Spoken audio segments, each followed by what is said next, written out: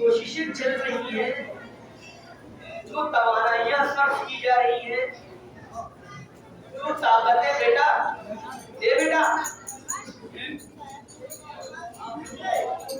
اور بات کر رہا بس ایسے رہے گا نا.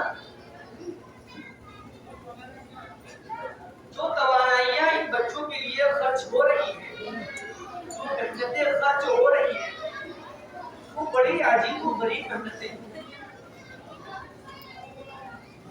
یقیناً بچوں کے حوالے سے تو ماں باپ کو بہت بڑی تعداد میں آنا چاہیے.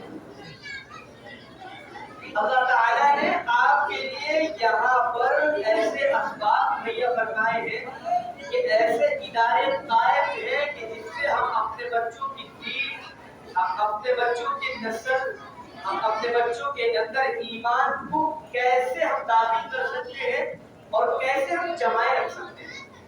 یہ ایسے اسلامک قلعے ہیں، اسلام کے مدارس، یہ اتنے امیزنگ ہے اور اتنے زبردست قسم کے ہیں کہ ان کے ذریعے لاکھوں نہیں کروڑوں لوگوں کا ایمان بچایا جا چکا ہے اور بچایا جا رہا ہے. اتنے اہم ہے اس وقت کے مدارس پوری دنیا میں. یہ جو ہمارے معصوم بچے بیٹھے ہیں نا، ان کے لیے بہت دور مت جائیے. آپ یہاں سے دہلی کا سفر کیجیے، خالی ان بچوں کے لیے، ان بچوں کے ایمان کو ڈسٹرائڈ کرنے کے لیے، ان بچوں کے ایمان کو ڈیمولشٹ کرنے کے لیے، ان بچوں کے ایمان کو ایبولش کرنے کے لیے، ان بچے کے ایمان کو ختم کرنے کے لیے جو پیسے خرچہ کیے جا رہے ہیں، صرف ابھی تازہ ترین رپورٹ کے مطابق بلینز آف ڈالرز خرچ کیے گئے ہیں آپ کے دہلی میں صرف اس بات پر کہ ہم بچوں کو اپنے آپ سے کیسے متاثر کریں، ہم بچوں کو اپنے آپ سے کیسے انسپائرڈ کریں، ہم بچوں کو اپنے آپ سے کیسے اپنی طرف راغب کریں کہ سارے بچے کے بچے ہماری طرف آ جائیں اور ان کو ہم ایسے کون سے کھلونے پرووائڈ کریں، ہم ان کو کون سے کھلونے دیں کہ جس کی وجہ سے بچے ایمان چھوڑ کر، اپنے دین کو چھوڑ کر، اپنے اللہ کو چھوڑ کر، ان تمام چیزوں کو چھوڑ کر اگر وہ آئے تو ان سب چیزوں کو چھوڑ کر ان کا نام تو عبداللہ ہو، ان کا نام تو سمیہ کے نام پر ہو، ان کا نام تو فاطمہ ہو، ان کا نام تو زینب اور رقیہ ہو، ان کا نام تو ام کلثوم ہو، ان کے نام تو سارے ایمانی اور اسلامی ہو، لیکن ان کا کلچر بڑا وہاں صاحب دیا تھا ثقافتی پروگرام. ثقافت کیا چیز ہے؟ ثقافت کہتے ہیں ہمارے کلچر کو، ثقافت کہتے ہیں ہمارے رہن سہن کو، ثقافت کہتے ہیں ہمارے اٹھنے بیٹھنے کو، ثقافت کہتے ہیں ہمارے اپس اینڈ ڈاؤنز کو، ثقافت کہتے ہیں ہمارا ایک دوسرے کے بیہیویئر کو، ثقافت کہتے ہیں کہ ہم ایک دوسرے کے ساتھ معاشرے میں اور سوسائٹی میں رہتے کیسے ہیں. یہ اتنی اہم چیز ہوتی ہے. یقین جانیے، یقین جانیے، یقین جانیے، تعلیم اتنی امپورٹنٹ نہیں ہے جتنی زیادہ امپورٹنٹ اور اہم چیز اور جتنی زیادہ سگنیفیکنٹ چیز بچوں کے لیے ثقافت ہے، ان کی تہذیب ہے، ان کا کلچر ہے، ان کا رہن سہن ہے، ان کا بچوں کے ساتھ برتاؤ ہے، ان کا بیہیویئر ہے، وہ رہتے کیسے ہیں، ان کے اندر ایمانی چنگاری کیسی داخل کی گئی، آیا داخل کی گئی یا نہیں داخل کی گئی. اس زمانے میں سب سے زیادہ جو کوشش ہو رہی ہے وہ ان چیزوں پر ہو رہی ہے. نام عبدالرحمان رہے، ہمیں کوئی فرق نہیں پڑتا.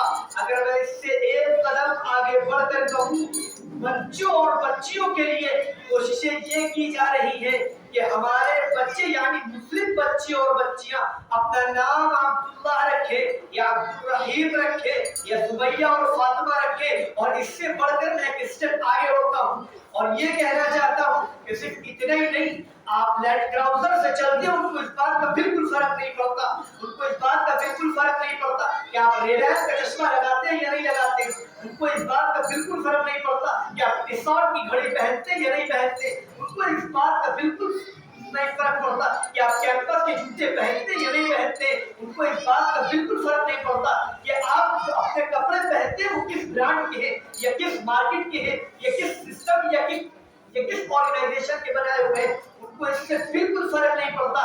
उनकी तमन्ना और ख्वाहिश और उनकी जिद्दोजहद और सईद हासिल सिर्फ इस बात पर सर्फ हो रही है कि नाम अब्दुल रहमान रहे, नाम अब्दुल रहीम रहे, नाम अब्दुल्लाह रहे, लेकिन अंदर से वो ईमान के खोखले हो चुके हो। कुरान करीम ने कहा है वद्दा कसीरुम मिन अहलिल किताब लयुर्दूनकुम मिन बादि ईमानिकुम कुफ्फारा। पूरी दुनिया में जो अहले किताब का नजरिया है, अहले किताब यहूद है, अहले किताब नसारा है, अहले किताब और दीगर हजरात है, वो अहले किताब है। उनकी मेहनतें ये है, उनकी कोशिशें ये है, उनकी सईद हासिल ये है, वो इस स्ट्रगल इस बात पर कर रहे हैं कि किस तरीके से वद्दा कसीरुम मिन अहलिल किताब मोहब्बत करते हैं, वो इस बात से चाहते हैं, दिल से इस बात को ख्वाहिश करते हैं अंदर से इस बात की। उनकी डिजायर्स ये है, उनकी ख्वाहिशात ये है कि हम किस तरीके से उनके बच्चों और बच्चियों को ईमान लाने के बाद हम कैसे ईमान उनके दिल से खत्म करते हैं। ये कुरान कह रहा है, ये बिल्कुल मेरे अल्फाज नहीं है। कुरान करीम ने कहा वद्दा कसीरुम मिन अहलिल किताब, अक्सर अहले किताब की मंशा ये होती है, चाहत ये होती है, डिजायर ये होते हैं, ख्वाहिशात ये होती है, उनके पैशन ये होते हैं कि हम कैसे ईमान को डिस्ट्रॉय कर दें। और कुरान करीम ने तो एक जुमला इतना जबरदस्त बोल दिया है आगे जाकर के, वमकरू मकरहुम वइंदल्लाहि मकरुहुम वइन कान मकरुहुम लितज़ूल मिनहु الجبال। जब मैंने बच्चों को देखा तो मेरी आयत जिंदगी आती, वइन कान मकरुहुम लितज़ूल मिनहु الجبال। अगर कुफार का, अगर यहूदी का, अगर नसरानी का, अगर इन लोगों का बस चले तो ये आपके साथ जानते हैं क्या करें? ये आपके साथ ऐसी ऐसी तदबीरें करें कि ऐसा कर दे कि पहाड़ रास्ते से हटा दे, सिर्फ और सिर्फ आपके ईमान खत्म करने के लिए। वो चाहते हैं इस बात को है कि अगर उनके सामने पहाड़ भी आ जाए, अगर उनके सामने किसी भी, देखिए ये एक ऐसी चीज कुरान ने बयान की जो अनइमेजिनेबल है, हम जिसको तसव्वुर नहीं कर सकते कि पहाड़ को हटाया जा सकता है। पहाड़ हट नहीं सकते, लेकिन उसके बाद भी कुरान कह रहा है कि इनकी मंशा ये है कि तुम्हारे अंदर से ईमान खत्म करने के लिए वही क्या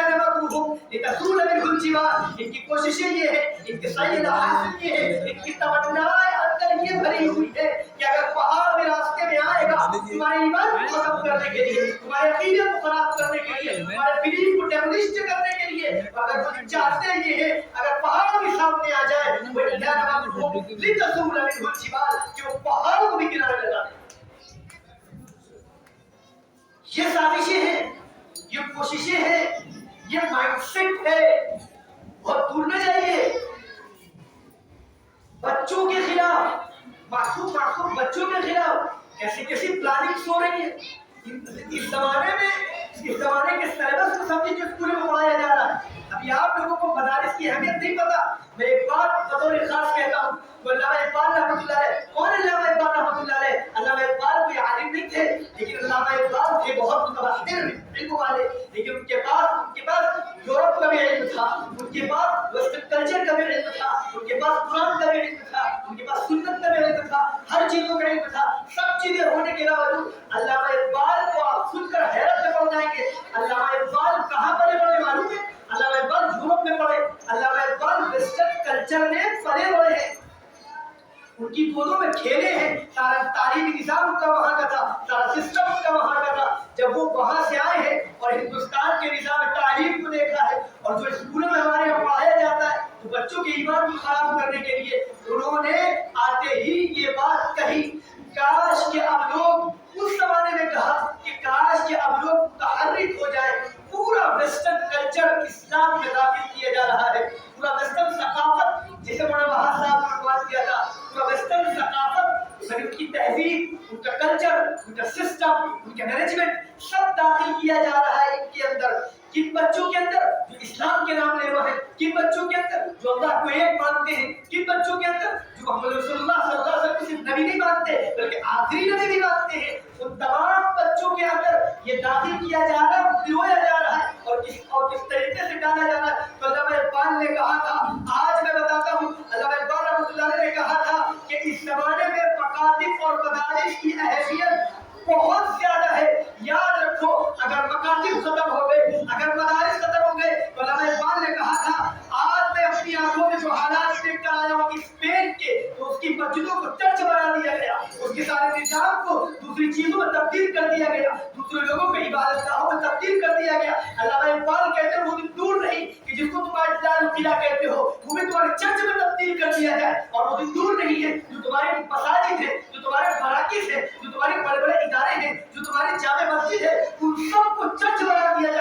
بہت دور نہیں ہے. تو علامہ اقبال رحمۃ اللہ علیہ نے ایک شعر کہا تھا, میرے بطور خاص اس کو نکال کے بھی رکھا تھا. علامہ اقبال کہتے ہیں ہم سمجھتے تھے کہ لائے گی فراغت تعلیم, کیا خبر تھی کہ چلا آئے گا الحاد کے ساتھ. کیا مطلب ہے اس شعر کا؟ مطلب بہت آسان ہے. علامہ اقبال رحمۃ اللہ علیہ فرماتے ہیں اس بات کی بالکل فکر نہیں تھی کہ جب ہم بچوں کو اسکول میں تعلیم دیں گے تو ہمیں اس بات کا بالکل خیال نہیں تھا کہ بچوں کے ایمان کے اوپر حملے کیے جائیں گے, بچوں کے ایمان کو خراب کیا جائے گا, بچوں کے ایمان کو ڈسٹرائب کرنے کی صحیح حاصل کی جائے گی. ہمیں نہیں تھا.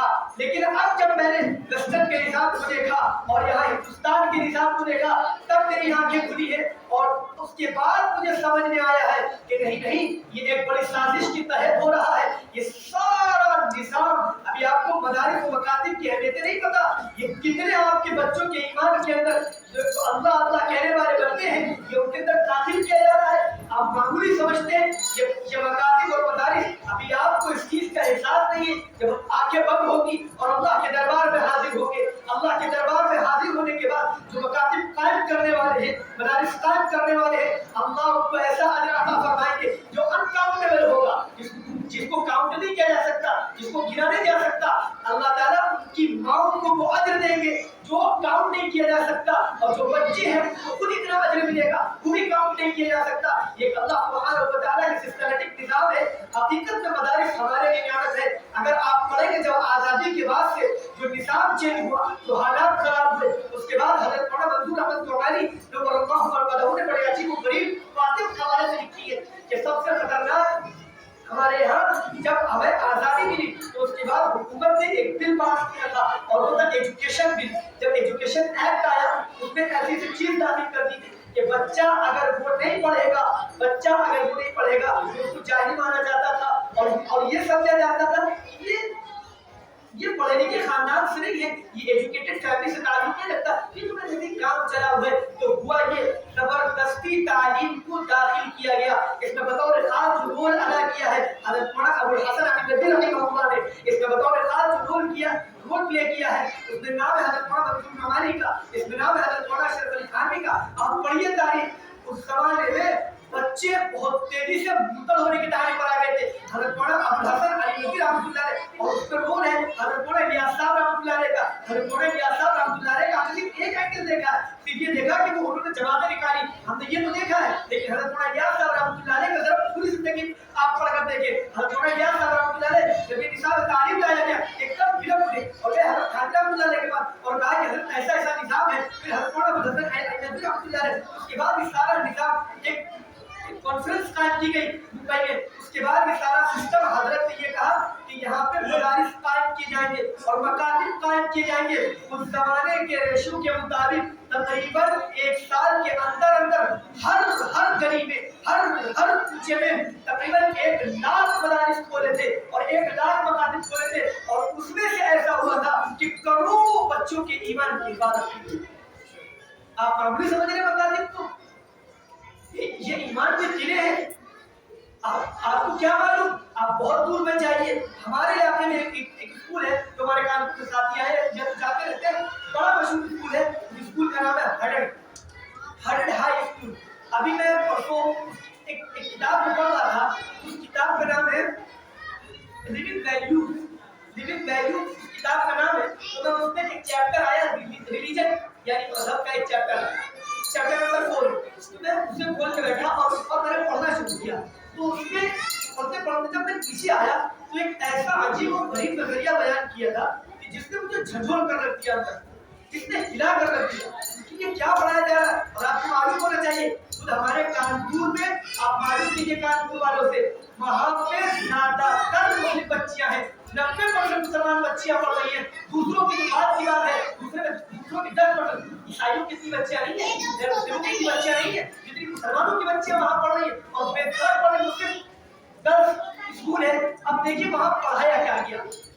وہ جب ہم پڑھتے آئے اس میں ایک نظریہ بیان کیا گیا تھا. اس میں لکھا تھا we are all the children of God. اس کا مطلب یہ ہے کہ ہم لوگ کیا ہے, خدا کے بچے. اب آئے قرآن نے کہا وقالت اليهود والنصارى نحن ابناء الله. یہود و نصارہ نے اپنے آپ کو اللہ کا بندہ کہا تھا. یہود و نصارہ نے اپنے آپ کو اللہ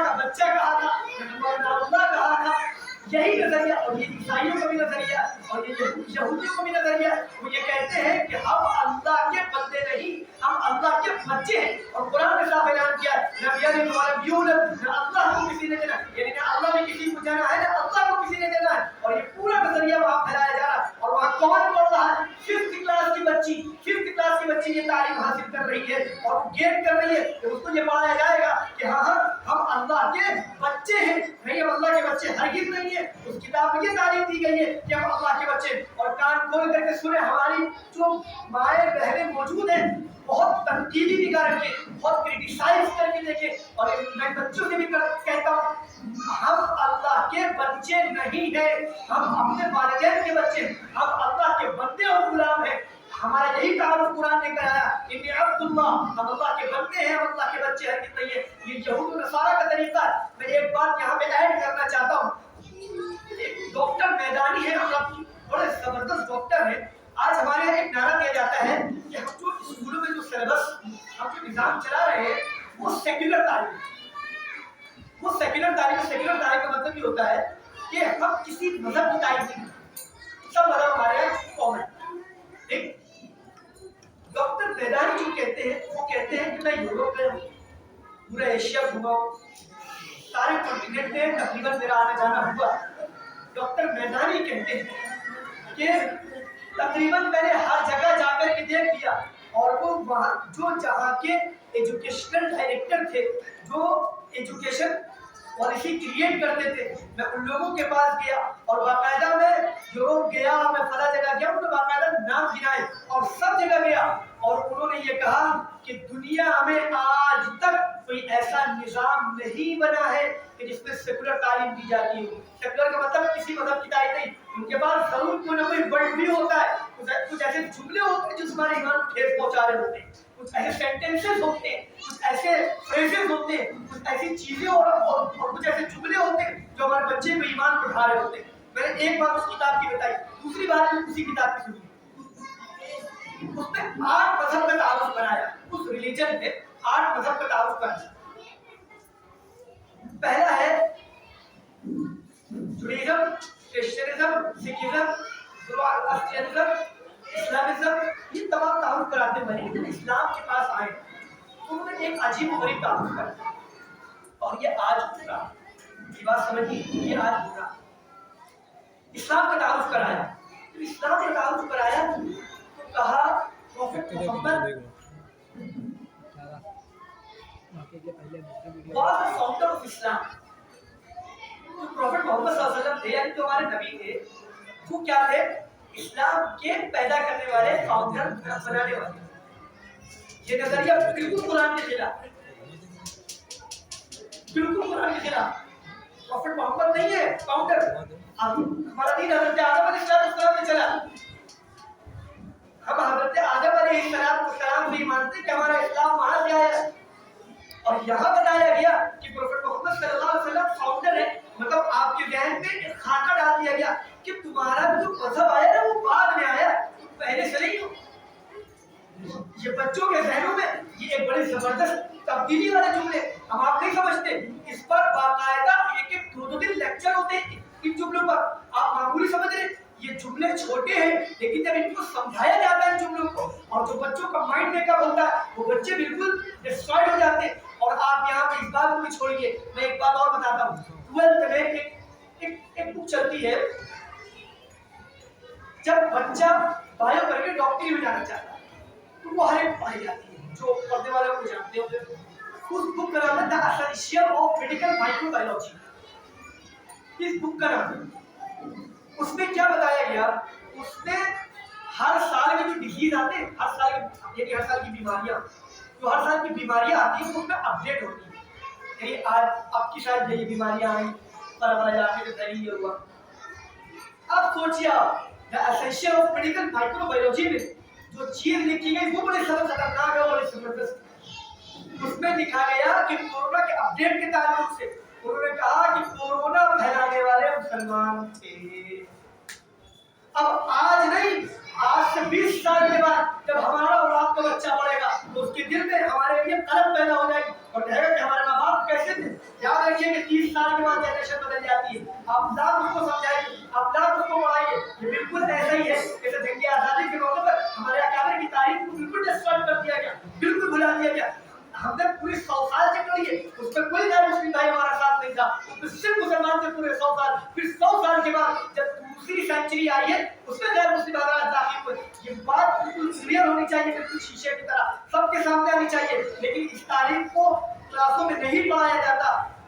चाहे इस्लामिक वे में चल रहा हो, चाहे इस्लामिक वे में न चल रहा हो, चाहे ईसाई मिशनरी स्कूल हो, वो सिलेबस में वो चीज दाखिल ही नहीं है कि मुसलमानों ने क्या किया।